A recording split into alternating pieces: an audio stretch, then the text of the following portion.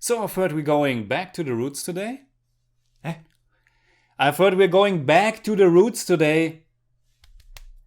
What's the movie we're talking about today? Rangasthalam.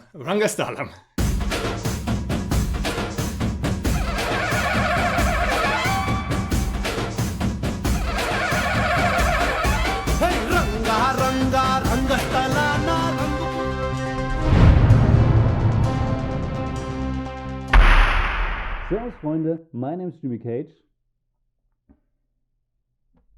Come on, please. Servus, Freunde, my name's Jimmy Cage. And I'm Deniz the Buddymeister. And today we're going back to where it all began on this channel with Indian movie reviews. Yes, back to Rajamouli. No, not to Rajamouli, but to a Telugu movie. Today we're going to talk about Rangasthalam, which is currently the third highest grossing Telugu movie of all time, right behind the two Bahubali movies. Rangasthalam is a 2018 action drama comedy directed by Sukumar, and for us I guess the first movie since Bahubali, The Conclusion, that can be called a masala film. Yes, Rangasthalam really has everything. It is fun, it has lots of drama, it's full of action. Over the top and violent action, that is. And you get a love story in the first half of the movie and a more political and family-driven story in the second.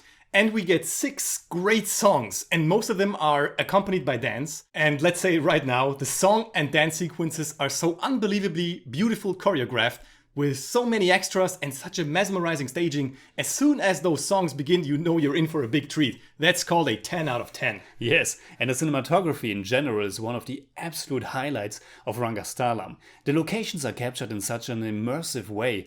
The village, the small houses, but especially the vast landscape around them.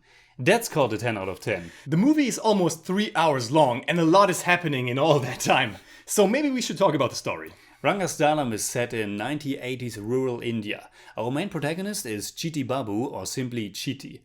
A more or less innocent guy who suffers under partial deafness. He earns his livelihood by supplying water to the agricultural lands in the village. The village is ruled by an unforgiving and corrupt president, and that for 30 years straight. The people are suffering, but nobody seems to have the guts to make a stand against the president and his followers. This overall story with the president is kind of looming in the background at first. The first half of the movie is more about Chiti, who's played by Charan, by the way, who tries to win over Lakshmi, played by Samantha Ruth Prabhu. And the second half then is about how Chiti's brother Kumar runs for president, and how that decision threatens his life. I guess that's all you need to know. The story is okay, but I for one was more invested into the all-around entertainment of the movie and less in the story, to be honest. Yeah, me too, and with a runtime of almost 3 hours, there are definitely some things you could take out to improve the pacing and overall flow of the film. The song and dance sequences help, but 20 minutes less wouldn't have hurt the movie either. And the characters of Kumar and especially Lakshmi, who was so wonderfully introduced. I absolutely loved her mimic and her hot-headed behavior. Yeah, me too. But everything with her happens very quickly. And all of a sudden she's willing to marry Chiti. And that might be fine and everything, I let it slide. But the issue here is that later on in the second half, she basically does nothing and becomes decor. She really is an important character early on, and it's a shame that she gets shifted to the background more and more as the movie progresses. That's true for sure. Kumar and Chiti might have also needed some more scenes together, some quieter moments.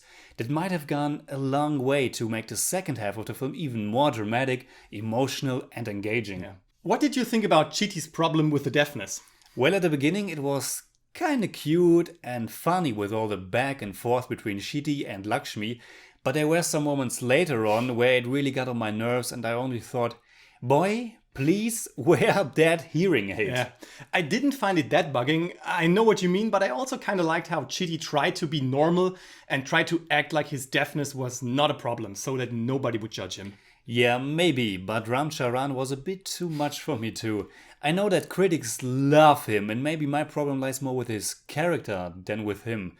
Chiti isn't that likable, at least sometimes, don't you think? Probably, yes. He really is hard to like at some points. But again, the all-around entertainment made the movie for me, and I didn't give that much thought to all the other stuff. And how about the carnage and slaughter that was caused in the last third of the movie? That was off the charts. And something that I didn't expect in that way, to be honest. But I really liked the way it was presented, this larger-than-life, almost superhero-like close combat action that was suddenly unfolding right before our eyes. But then again, at the very end, there is a whole new layer to the entire storyline, which I guess was fine, but could have been done in a better way. I was equally surprised about its scale and also a bit baffled about its ludicrous nature. Yeah, some of it worked, but it wasn't that necessary, and I think they maybe should have either done more with it or scrap it all together and streamline the core narrative with the village's president. But come on, it was an entertaining movie. It was for sure. So in German we'd say... Rangasthalam ist eine Augenweide und ein wahres Fest an Farben, Musik und Tanz. Mit seinen fast 3 Stunden ist er aber auch etwas zu lange und ein paar Figuren, vor allem Lakshmi und Kumar, hätten mehr Raum und Zeit verdient gehabt. Und dennoch, Rangasthalam ist Unterhaltung auf höchstem Niveau.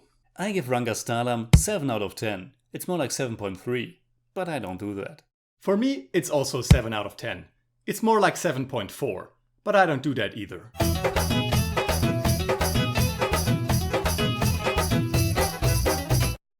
So that's it for today. We hope we got you interested in checking out Rangasthalam for yourself.